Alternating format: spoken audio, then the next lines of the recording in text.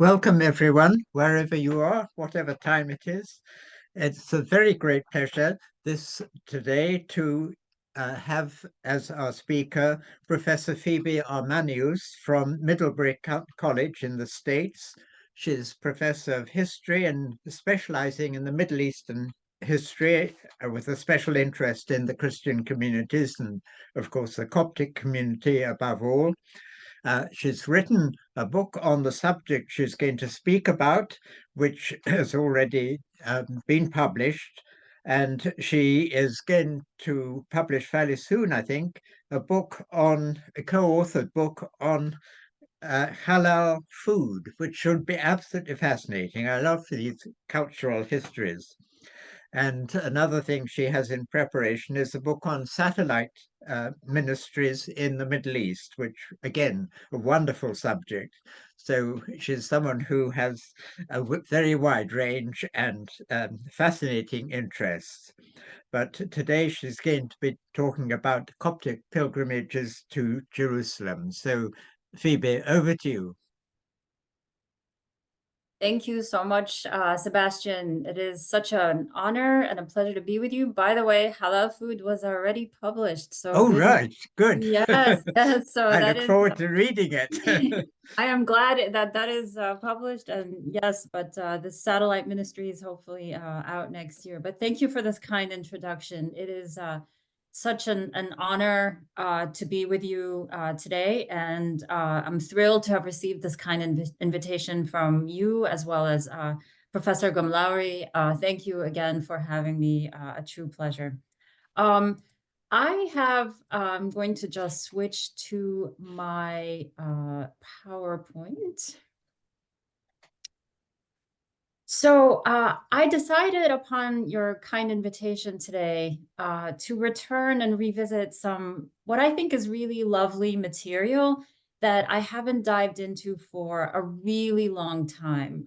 Material that was part of my first book, as Professor Brock mentioned, Coptic Christianity in Ottoman Egypt, which was published all the way back in 2011.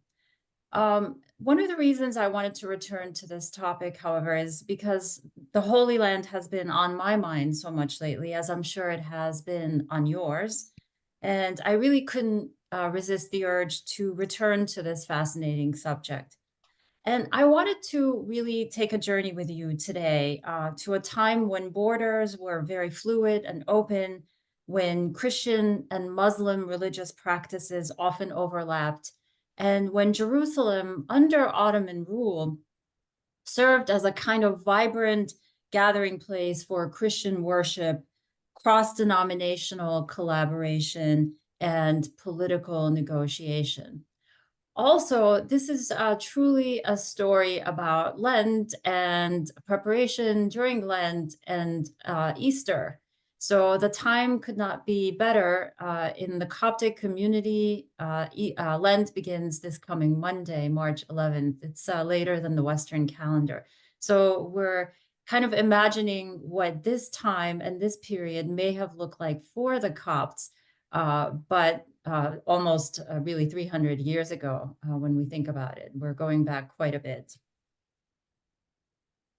Since we are a manuscript-driven series, and I know Thea and I had a lot of conversations about how to best approach this, since I'm a historian and the pieces and texts that I look at are maybe slightly different than spiritually edifying texts. But I decided to really have most of the focus of today's talk on a remarkable manuscript from the Coptic Museum. It is Liturgy, or Tux 128.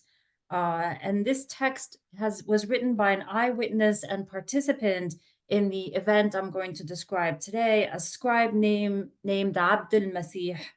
And the text vividly describes a triumphant Coptic pilgrimage from Cairo to Jerusalem in the year 1709.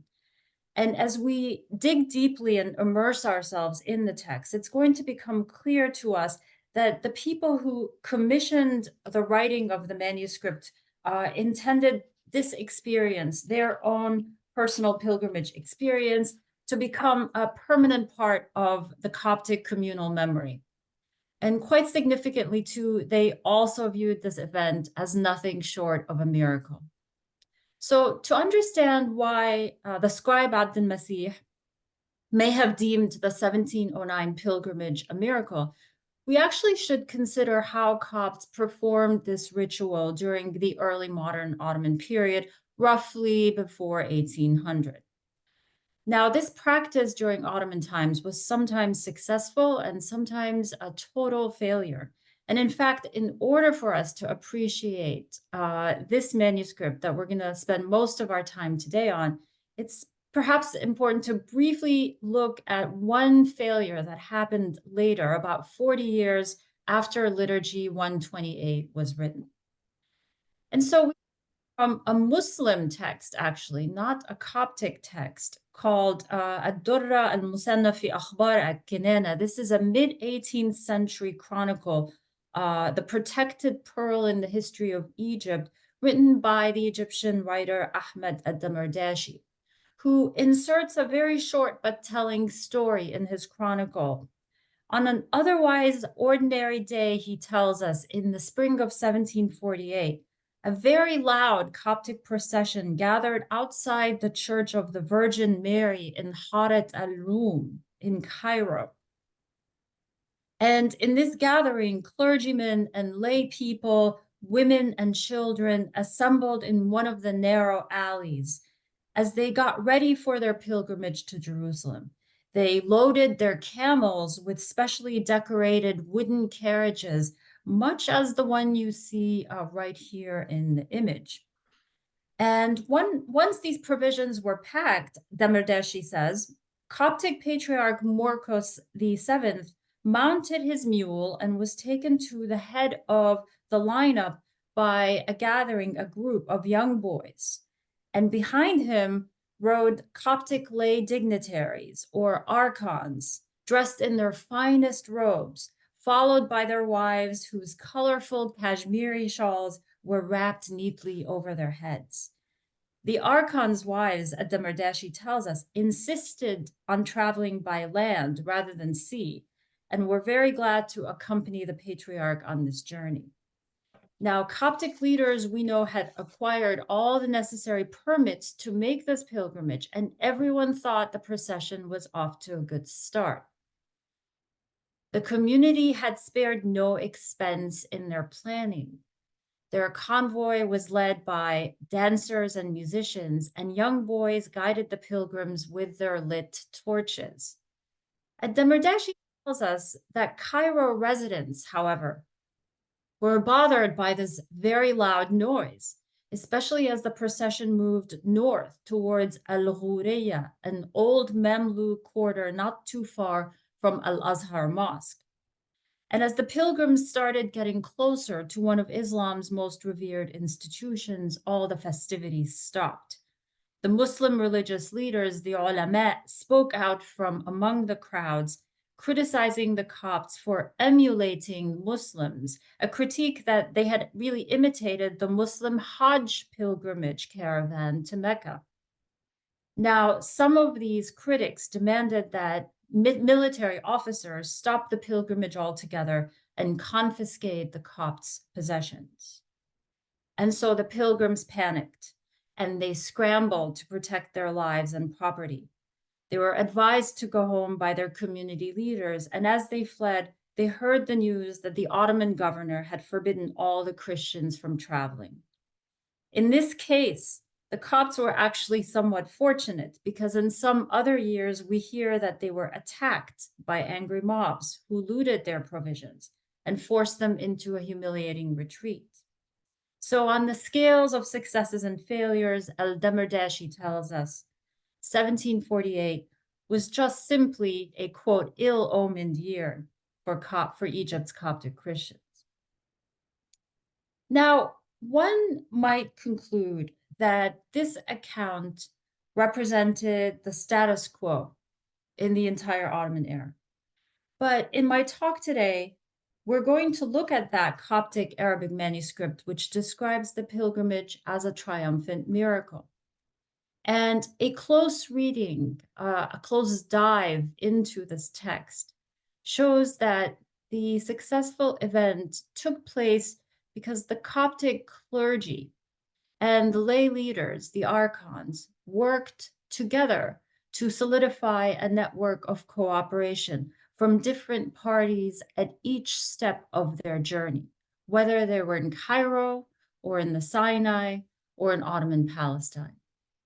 And the pilgrimage also succeeded due to fortunate political circumstances during that year, to a sort of luck, if you will. And such were the whims of public religious life for the Christians in Egypt during this period. The pilgrimage story also will raise for us some important questions, and it would be nice maybe to dive into some of those in the Q&A later, about the complex nature of non-Muslim beliefs and practices in Ottoman times. Despite centuries-old Islamic laws forbidding the open displays of non-Muslim religiosity, and this is as enshrined in a document we often refer to as the Pact of Omar, which had variations and different interpretations through history. Despite prohibitions in such documents, in such an established legal precedent, Coptic leaders did manage to secure necessary permits to perform public religious rituals. The Copts' determination to hold their public processions in the face of significant risks highlights the profound importance of religious practices in their daily lives. And in the Ottoman period, as I have talked about in my book, there was also a communal revival that took place among the community. Among the many other things that took place, clergymen and laymen, their leaders, managed to fund during this period a variety of church renovations. We also find that there was a revival in iconography, Coptic iconography, and we also know that there was a serious revival in manuscript writing. And all of these efforts demonstrate to us the communal leaders' strong commitment to integrating their faith and ritual with a sense of a communal identity or communal solidarity. Now, we are fortunate to have a wealth of documents from this period, documents that indicate that prolific literary and cultural activity, especially supported by wealthy lay patrons who commissioned many of these works as a way of ensuring their posterity and social standing. So what do these records tell us about the pilgrimage to Ottoman Jerusalem? We now return to the beginning of our text. The manuscript starts by telling us about the inconsistency, which we now have a good sense of, with which this ritual had been performed in the preceding decades before 1709. And in the first pages of Liturgy 128, we find a marginal note remarking that, quote, blessings such as the renovation of the hanging church and of the visit of the Father Patriarch Johanna the 67th to Jerusalem in 1709 occurred close to each other in time, and God eased the way for them, and yet they do not represent the norm. Hence, they are considered miracles, end quote. So what is not the norm is the miracle. Aside from the miraculous, then, for us historians, we must consider what was the impetus for making this pilgrimage and what steps were taken in planning it. Well, the immediate, actually, and most apparent reason we hear about in our manuscript is this feasibility of doing it. Our scribe immediately notes that Copts had been forced to take the sea route for several years, traveling on boats next to merchants heading to Palestine. However, this situation posed some problems, seemingly limiting the number of pilgrims who can go each year. So once the roads were cleared, the idea for the pilgrimage started with one particular notable Coptic leader named Al-Muallim, the teacher, literally the teacher, Girgis Abu Mansur, Girgis in Fusha, Girgis in Egyptian dialect. And Abu Mansur was a wealthy archon who at the time held the honorific title of head archon, al-Arkhon al-Ra'is. The scribe tells us that Abu Mansur had obtained information that after 12 years of insecurity, the roads from Cairo to Palestine were now safe. In fact, he had received multiple letters from Muhammad Pasha, the Ottoman governor of around Gaza, and from Bedouin leaders, Shuyukh al-Arab, who verified and affirmed these developments, the safety of the roads. There had been serious unrest in the preceding year. The text tells us violence, chaos, the Ottoman government's banishment of several Muslim notables out of Jerusalem, but things had finally quieted down, at least temporarily. And despite the threat of danger, Coptic leaders started with great energy to formulate their plans on making the pilgrimage in December of 1708, so several months before executing. Abu Mansur met with Patriarch Euennis and told him about his intention to go with him on this pilgrimage.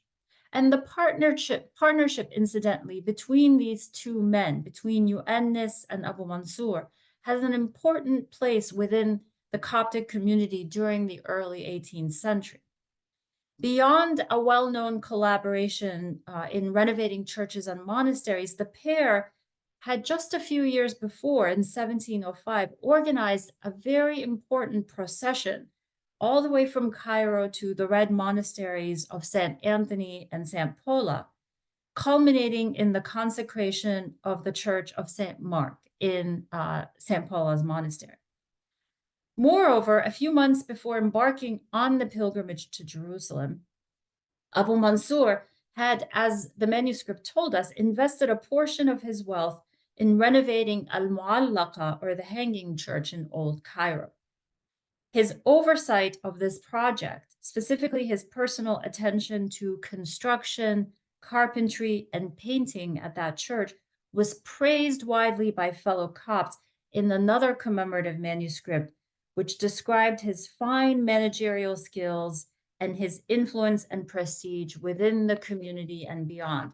So what we get a sense here is building up the credentials of these leaders, of how they are capable and qualified and well-positioned to execute something that has a strong element of risk-taking. So our own pilgrimage narrative similarly showcases Abu Mansur's exceptional skills, knowledge, and authority. During the planning days, he instructed the patriarch to send letters to all the bishops in Upper and Lower Egypt, informing them of the journey and requesting monetary contributions from the community. The patriarch complied quickly, and soon other people joined in to offer expertise and resources to prepare for the trip. The archons and patriarch chose a monk named Ishaq, who had come to Cairo from the monastery of St. Anthony to help manage the planning. Other archons volunteered to gather supplies for the journey, specifically liturgical instruments for the ceremonial rituals that will take place in the Church of the Holy Sepulchre.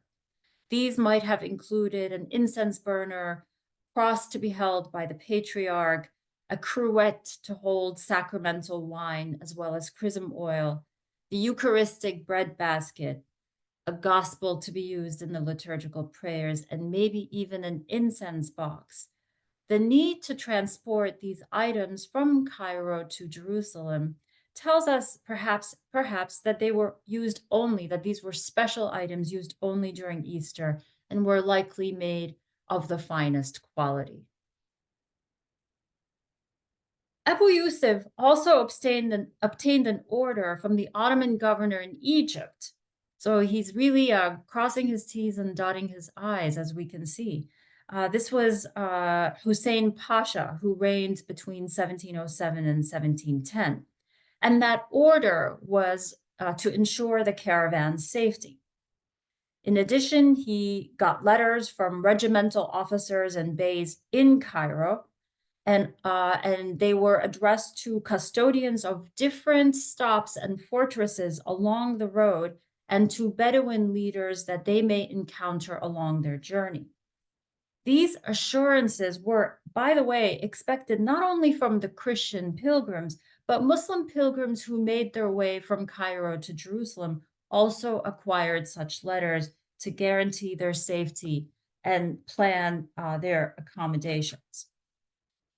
After gathering these letters, the scribe continues, Abu Yusuf sent gifts and provisions to the Bedouins in Demyata and in Al-Arish, and I'm going to show you a map where we see some of these places. For over 2 months, in fact, he spent all this time collecting every necessary supply and preparing with all the necessary documentation. And in that sense, his job, when we study the historical literature, compared very closely to the caravan commander or Amir al-Hajj, who organized the Muslim pilgrimage to Mecca. While the monk Ishaq may have assisted with these efforts, unlike the lay archon Abu Yusuf, he would have had very few, if any, of these political or financial resources necessary to plan the journey. So our lay leaders are really at the heart, in many ways, of this text. So when it came time to depart in the spring of 1709, during the second week of Lent, the travelers, many of them from Upper Egypt, gathered in Cairo. And our manuscript doesn't describe where the pilgrims congregated or what ceremonies took place at their gathering. But if you recall, in Damerdashi's description of 1748, the caravan left from Harat al-Rum, and in all cases, it likely did the same in 1709. In 1709, too, just like the later pilgrimage, travelers likely lined up according to their social standing and the functions that they held. It seems, we don't know, the text is silent about it, that any harassment or challenges in Cairo were either minimal or successfully mitigated, and the pilgrims safely marched out of the city. The scribe Abd al-Masih tells us that the pilgrims were really eager to visit the first shrines that they will encounter en route, even in Egypt itself, before reaching their destination. And they were excited to perform customary rituals at these shrines. These rituals, votive offerings, informal and formal prayers, and socializing with fellow Coptic believers played a very central role in instilling a sense of community among the pilgrims. In this pre-modern era, these traditions were the medium by which pilgrims affirmed their collective communal spirit. We also see in these practices the distinct roles between the lay leaders and the clerical leaders. In between Cairo and Jerusalem, the archons acted as the principal organizers of the caravan, ensuring the pilgrims' sustenance and safety by providing hospitality to Bedouins and offering gifts to administrative leaders. In Jerusalem, however, as we will see, pilgrims look to their patriarch for spiritual guidance and leadership. So this narrative really is rich in telling us and giving us a nice picture of the intricate dynamics and the interplay that took place within Coptic community leadership, among the Coptic community leaders. After leaving Cairo, the pilgrims split up into 2 caravans. The first was led by Abu Mansur and the second by Patriarch Yoannis. And they made their way, let me return to the map here, the first stop, Al-Matareya, which is just outside of Cairo. And there they visited sites associated with the Holy Family's journey, such as the Virgin's Tree. And there's, of course, local lore that the Holy Family took shelter under this tree on their flight from Bethlehem in Egypt. Many locals gathered, by the way, at this site to greet the patriarch and his entourage and to wish them well on their journey. Following these exchanges, they traveled to Al-Hanka, Al-Yarkutsiya, a meeting point for travelers, merchants, and pilgrims going to Jerusalem. The text takes special care to note that as they ready to leave Al-Hanka, more crowds came to greet the pilgrims, old and young, men and women, priests and lay people from all over Egypt. Next, they headed to Bilbais, approximately 30 miles now northeast of Cairo, where they set up camp. This was a major stopping point along the main courier route between Cairo and Damascus during the Ottoman era. But more importantly, Copts believed that the Holy Family also had stayed there during their sojourn in Egypt, and that the infant Jesus had miraculously raised a dead man at this very spot. Pilgrims therefore partook of the blessings associated from the site. From Bilbais, the manuscript tells us they moved northeast to Al-Qartan and then to As-Salhiyya, where they remained for 2 days. And during these stops, more people congregated, including not only Copts from around the Delta region, but also Bedouins who apparently gathered out of the tradition of receiving hospitality from the pilgrims. Along the journey, we learn Abu Mansur and his brother, the esteemed archon and deacon Ibrahim Abu Sa'd, provided food and drink for the masses at every stop. They were also really expected to fend off any threat from the Bedouins by giving them more rewards for acquiescing to the caravan's journey. The caravan's leisurely pace and its many stops indicate a philanthropic side to the pilgrimage, one that allowed the patriarch and communal leaders to minister to the broader community. This may have been one of the few times, if any, that Copts living in these lands would meet their patriarch. More notable, perhaps, is that the Bedouins had to be appeased along the way, implying that negotiations continued to take place outside Cairo to ensure the safety. While this account notes the ease of the pilgrims' travels and the congeniality with which they were received by locals, the pilgrimage, as we recall, is also repeatedly referred to by our scribe as a miracle, and the miracle, it turns out, is in these successful negotiations. Upon reaching Gaza, Abu Mansur inquired about meeting with Muhammad Pasha, the Ottoman district governor, but he was in another part of Palestine, in Ramla. So instead, Abu Mansur met with the governor's lieutenant, his deputy governor, and the chief of the Arab tribes. He gave them all gifts, and they assured him of safe travel. While later Egyptian chroniclers highlight the violence facing Copts in Cairo, these stages in Sinai and Gaza were perhaps the most difficult for pilgrims. Outside Cairo, their political networks were less established, and in 1709, archons used their skills to cope with unexpected challenges and to patch fragile agreements along their travels. After getting a brief rest, the caravans moved on to Ramla. You can see where that is up on the map, and they camped there. Exhausted, Abu Mansur and the pilgrims quickly accepted an offer of hospitality made by monks from a nearby Armenian monastery, where they would stay for 4 days.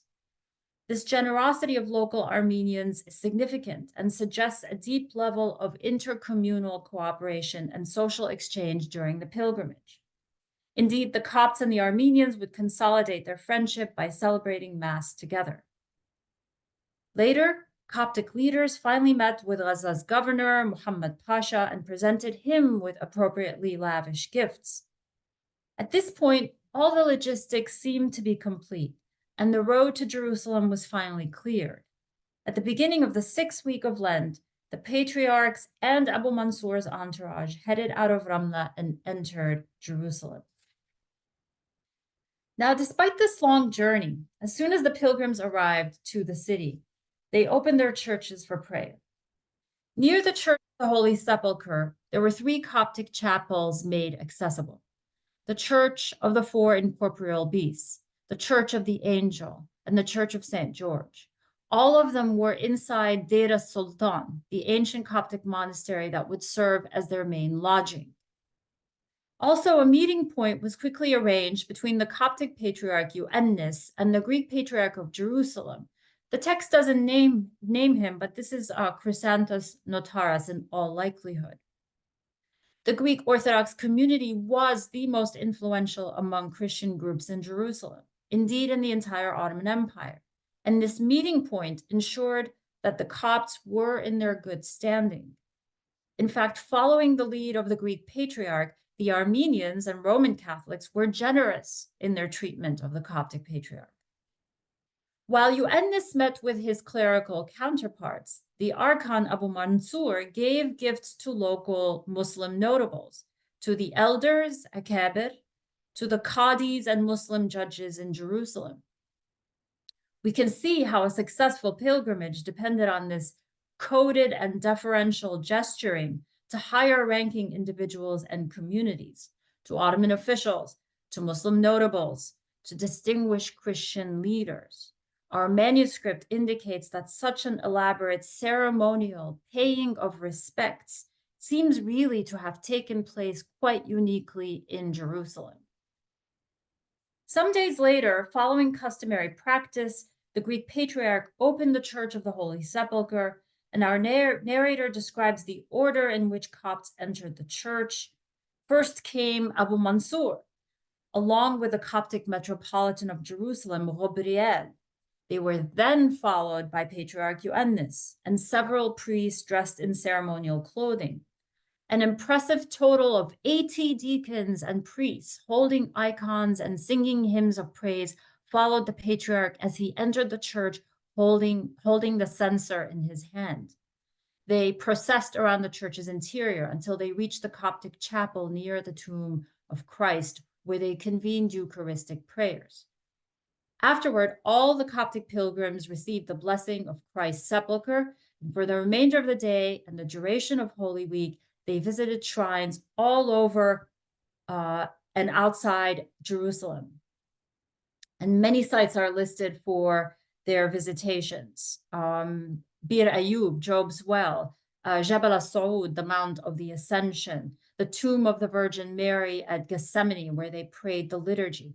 The intimate physical interaction with all of these locales further embodied the miraculous dimensions of this pilgrimage. Now, with Lent coming to a close, Palm Sunday celebrations would be held inside the Church of the Holy Sepulchre, and the pilgrimage's sacred and miraculous functions are further revealed in these descriptions of Palm Sunday prayers. In the late morning, we are told worshipers assembled for a procession led by the Greek patriarch, who circled the outside of the church with his entourage 3 times and then entered to pray. Armenians, Copts, then Syrian Orthodox followed the Greeks in this order. And Patriarch Euennis wore special vestments, as did his priests, and they all held palm branches and Bibles in their hands. After these rituals, Holy Week officially began. Early that week, the Coptic patriarch took the pilgrims to the Jordan River to receive the blessings of the water in which Jesus was baptized. They also conducted traditional services in their chapels until the Church of the Holy Sepulchre would be reopened on Good Friday. Now, religious rites on Easter Eve receive a great deal of attention in our manuscript and make explicit the centrality of these events to all pilgrims and all Christians present. By Saturday, the Saturday of Light, Sebt Nur, the scribe tells us that preparations were being made for the miracle of the Holy Light, or often we talk about it as the miracle of the Holy Fire in the West. But this is something that is incredibly striking for me when we're reading a text from inside a native Christian community in the Middle East versus sources that describe this ritual that are written by Western travelers. Western travelers, historically, especially in the Ottoman era, the 17th and 18th centuries, the period I studied, had a propensity to fix on a kind of pandemonium that took place during this ritual. kind of chaos, if you will. And you can even see it in this 1730 slide that I chose for you here today. Our Coptic manuscript, on the other hand, focuses on the awe that this ritual inspired in all the participants. And in our version of events, all the Christian sects present in the church prayed together on Sunday night until, on Saturday night until dawn Sunday, when the light came out of the tomb. And the communities had actually decided well ahead of time in some kind of designed order which sequence of community would receive the light. So it was, again, this expected order of the Greek patriarch would pass on the light to the Armenian patriarch, then to the candles of the Coptic patriarch, then to the Syrian. And among Copts, there was also another order. From the Coptic patriarch, the light went to Al-Muallim Ibrahim Abu Sa'd. This is Abu Mansur's brother, our major archon organizing the pilgrimage. And in a scene that seemed to break with Coptic traditions, that reveals yet again the laity's burgeoning influence in religious ritual and ceremony during the Ottoman era, Abu Sa'd, an ordained deacon, will assume his spot next to the patriarch. Significant here, of course, is a deviation from a traditional ecclesiastical order that would have been expected, usually going from patriarch to bishop to priest to deacon and then the laity. Abu Sa'd then would pass the light on to the candles of other Coptic pilgrims. We then hear about a very long procession that was conducted in the customary order of Greeks, Armenians, Copts, and Syrians. Once all of these celebrations were complete, the traditional Easter greetings were exchanged among all the celebrants. And the resounding success of the ceremony undoubtedly reflected positively on all the Christian leaders who orchestrated it. Again, historically, European travelers may have viewed and understood this ritual, this tradition, as they witnessed it among Orthodox Christians as a chaotic and unruly spectacle. And their critiques, in fact, we should remember, highlight a kind of contrast that existed in the prevailing attitudes of Western travelers during this post-Reformation period with the way locals and local Christians may have seen it. The Westerners often placed a much greater emphasis on a pilgrim's private and contemplative experience of the sacred. But according to our own manuscript, we learn that in the Orthodox tradition, this ritual was defined by a strong sense of community, a strong sense of hierarchy, and the text always reminds us that the pilgrimage's primary focus was on this shared experience of collective participation in different ceremonies. On the first Saturday after Easter, after all was said and done, after all of this travel and these rituals, Abu Mansur decided to return to Egypt, to make their way back to Cairo. And before departing, the community made a decision to visit Christ's tomb for one final blessing. And a private ceremony took place just for the Copts. Now, if you've been to the Church of the Holy Sepulchre, you know that the sepulchre has one part that is actually owned or managed, I should say, run by the Copts. And this is the picture you're looking at, albeit from a later period. So they had their own private, quote, real estate, if you will, where they can perform this ritual and be in awe of the experience together as a community one last time before returning to Egypt. On the return trip,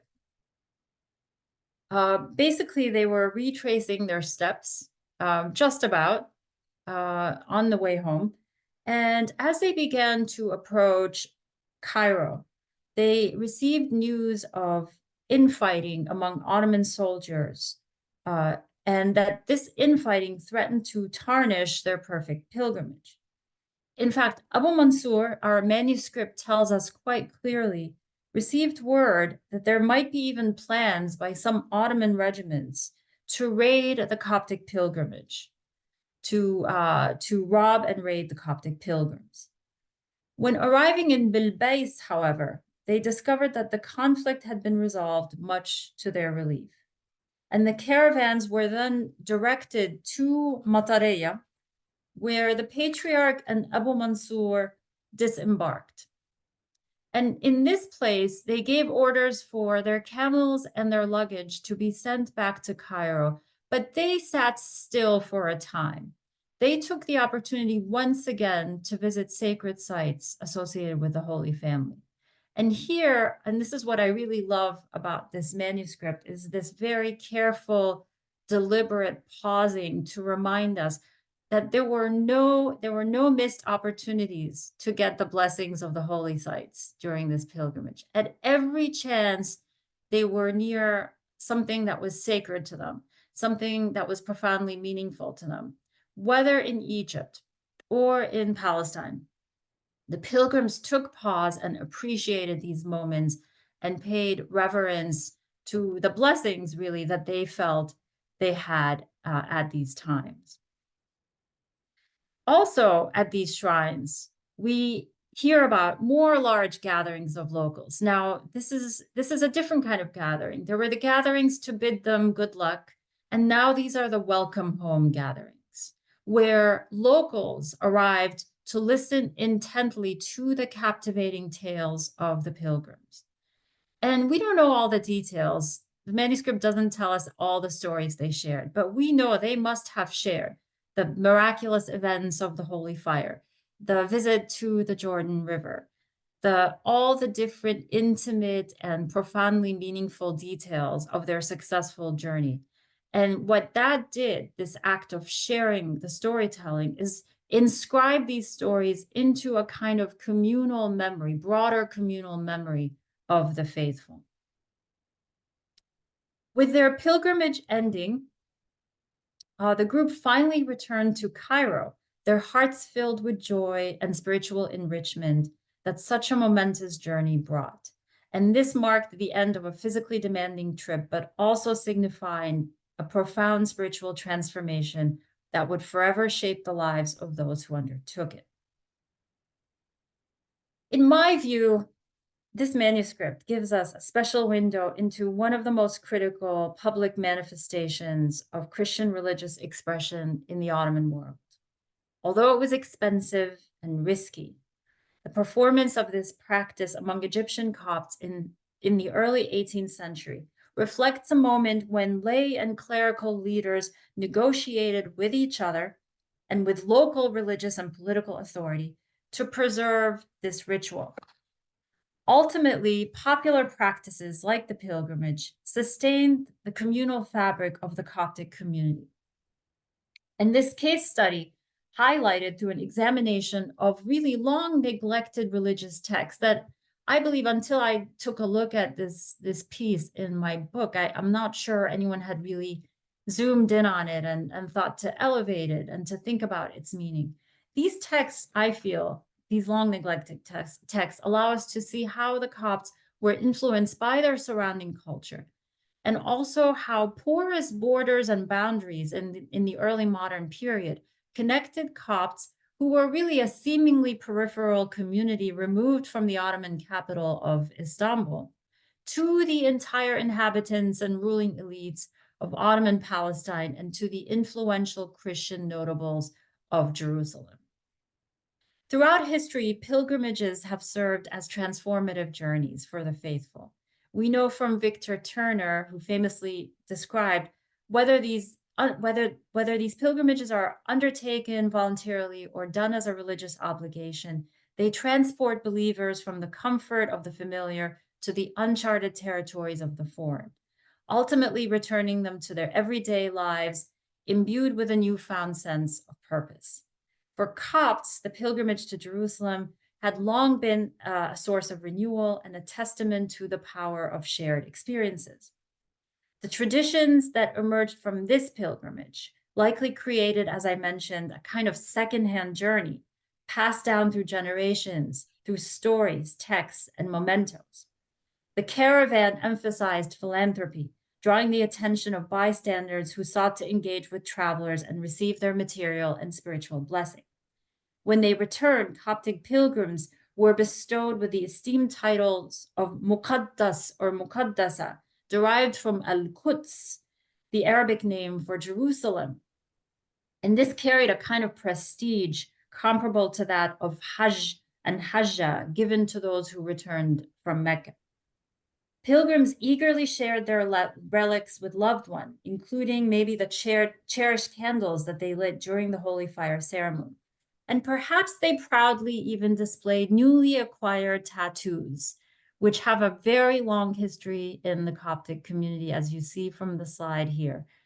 All of these things served as a commemoration of a miracle and a symbol of the protection they received to conduct this pilgrimage. They also, of course, elevated the pilgrims' recognition and status within their community.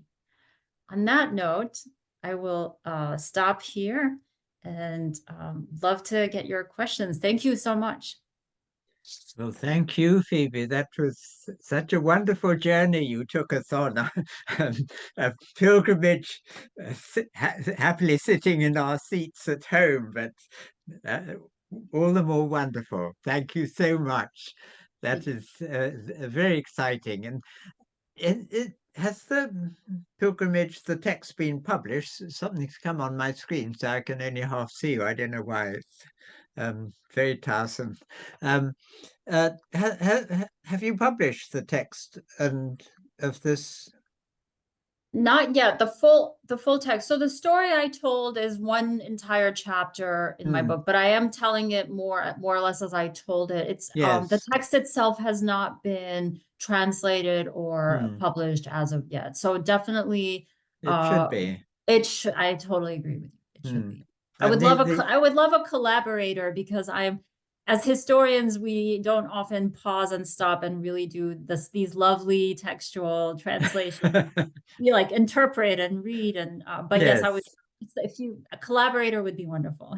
Good. Well, let's hope you find one, because it's very important to have these things made available, because it's a wonderful document of social history. Yes. Now we have time for questions. So anyone who has one, please put up your hand or do it through chat. And then I was very struck by the tree at Mataria because it's sloping quite a lot. And I wonder if it's one of its predecessors. Maybe there's a prevailing wind or something makes them bend there, because as you probably know, in the narratives about the journey to Egypt, when they get to somewhere, I'm not sure that it's specified, there's a tree that bends down in honor of Christ. And I don't know if that episode is tied up with a Mataria or not in the modern tradition. In the modern tradition, I don't recall that. I do have an observation that this tree needs a little love in the modern period. It has not been as well maintained, and yes, and so it is less lush and actually disappointingly broken than the picture I showed you earlier. It looked very good condition then. Yeah, so there is now a lot of discussion about, the need to rehabilitate what has become a monumental center of Holy Family pilgrimage in Egypt. So yes, we must say thank you so much, Phoebe. This was a wonderful occasion, and very suitable for the Western Lent, and very soon for the Eastern Lent. Well, our next meeting is on the 4th of April. I hope I've got the date right. And it's Bert Grun, and he's going to talk on Kazantzakis and Orthodox Christianity, which should be really fascinating. And we won't have a meeting in May, so there's a break. But then June the 10th, Mary Cunningham will be speaking. We haven't yet got a title. So until next month, thank you all for listening, and thank you above all to Phoebe for such a wonderful time. So all the best for either for Lent or for everyone, eventually Easter. So thank you so much, and goodbye, everyone.